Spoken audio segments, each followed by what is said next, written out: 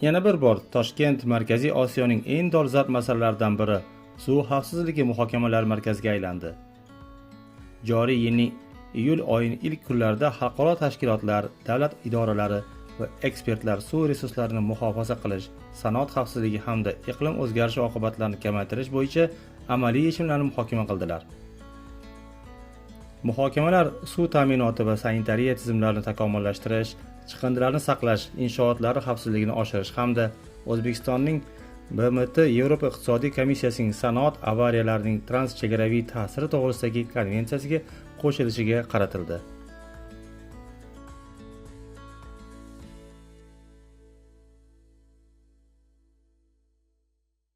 Shu yig'ilish asosiy maqsadi transchegaraviy avariyalarga konvensiyasiga qo'shilish. Meni fikrim bu juda muhim masala. Birinchidan bu O'zbekistonni ancha yetuk bo'lgan davlatlar bilan bir qatorda turishini bir zamin yaratib beradigan bir tadbir bo'ladi. Bundan tashqari bu konvensiyaga qo'shilishdan keyin kelib chiqadigan kaskadniy effektlari ham juda ko'p. Birinchidan ochiqlik, ikkinchidan qo'shni davlatlar bilan, mana shu konvensiyaga a'zo bo'lgan davlatlar bilan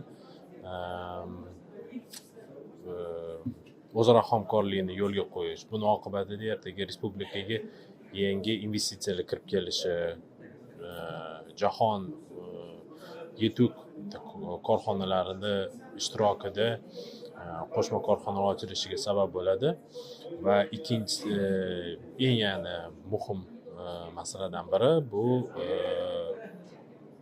bizada respublikada faoliyat yuritilayotgan xavfli ishlab chiqarish obyektlari bo'ladimi, chiqindixonalar bo'ladimi, ularga qo'ygan talablarni shu bahonada qaytadan ko'rib chiqib, kelgusida avariya bahs hodisalarni oldini olish eng asosiy masalasi.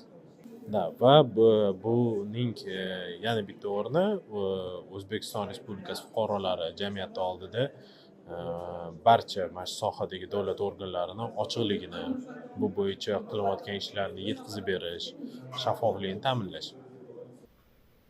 Savol-javob sessiyasida Ekolog.uz sayti jurnalisti va Ekolog jamoat birlashmasi hammuassisi Avazxon Haydarov ommaviy axborot vositalari va nodavlat notijorat tashkilotlarining jamoatchilik xabardorligini oshirishi hamda ekologik tashabbuslarni qo'llab-quvvatlashdagi muhim rolini yana bir ta'kidlab o'tdi.